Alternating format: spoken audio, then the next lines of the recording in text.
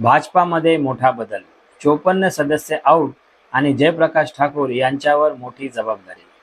मुंबईत राजकारण तापलंय. भाजपाने 54 सदस्यांना बाहेरचा रस्ता दाखवला, पण त्याचवेळी एक नाव सर्वाधिक चर्चेत आहे, ते म्हणजे जयप्रकाश ठाकूर. मुंबई भारतीय जनता पक्षामध्ये मोठे संघटनात्मक बदल करण्यात आले आहे.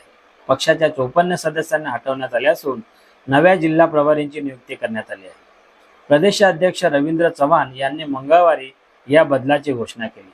या सर्व बदलांमध्ये सर्वाधिक लक्ष वेधून घेतले आहे ते म्हणजे जयप्रकाश ठाकूर यांची नियुक्ती. त्यांना कल्याण जिल्ह्याचे प्रभारी म्हणून मोठी जबाबदारी देण्यात आली आहे.